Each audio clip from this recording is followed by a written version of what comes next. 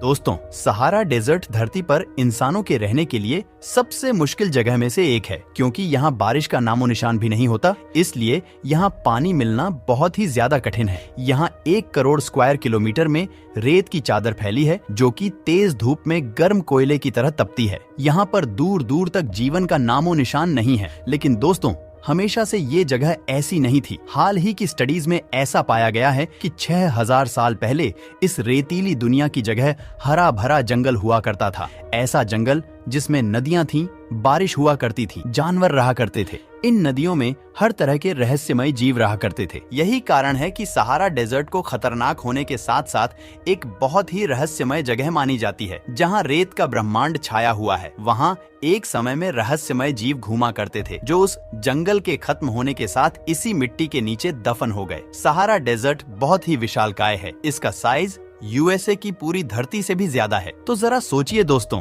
इतने बड़े जंगल में कैसे कैसे पेड़, कैसे कैसे जीव होंगे जो इंसानों ने आज तक नहीं देखे।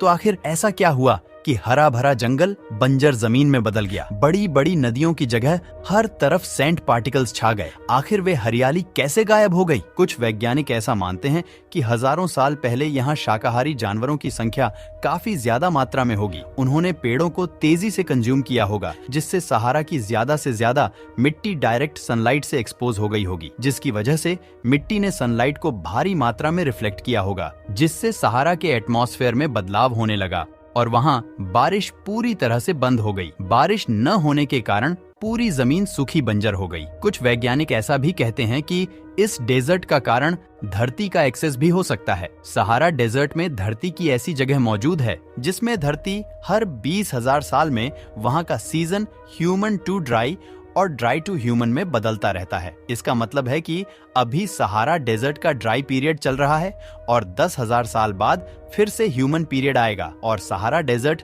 फिर से हरा भरा हो जाएगा। लेकिन हरा भरा जंगल और नदियां ही यहाँ का रहस्य नहीं है, बल्कि करोड़ों साल पहले डायनासोर के जमाने में यहाँ कैथियोसन बहा करती थी। उस समय में इस विशालकाय समंदर में एक से बढ़कर एक दानव रहते थे। जरा सोचिए दोस्तों, जहाँ आज सहारा डेजर्ट है, वहाँ कभी भयंकर विशालकाय व्हेल्स तैरा करती थीं। दोस्तों, वैज्ञानिक तब हैरान रह गए जब सहारा डेजर्ट की मिट्टी के नीचे से व्हेल का फॉसिल मिला। वो फॉसिल भी ऐसी वैसी व्हेल का नहीं था, बल्कि बार्सिलोसोरस का था। बार्सिलोसोरस वे जीव थे जिनका साइज 70 फीट हुआ करता था। हालांकि वे अपने छोटे लिमस के कारण वो काफी धीरे तैरा करते थे, लेकिन वे उस समय में समुद्र के सबसे विशाल शिकारी हुआ करते थे। उसी जगह से ढेरों बार्सिलोसोरस के फॉसिल मिले। सहारा डेजर्ट की इस जगह को आज वैली ऑफ व्हेल से जाना जाता है। सिर्फ व्हेल्स के ही नहीं, बल्कि अन्य जीवों के भी यहाँ पर कंकाल पाए गए हैं। सहारा डेजर्ट अपने अंदर कई राज्य दफन करे हुए हैं। सिर्फ समुद्री शिकारी ही नहीं, बल्कि एक समय में डायनासोर भी घुमा करते थे। साल 1981 में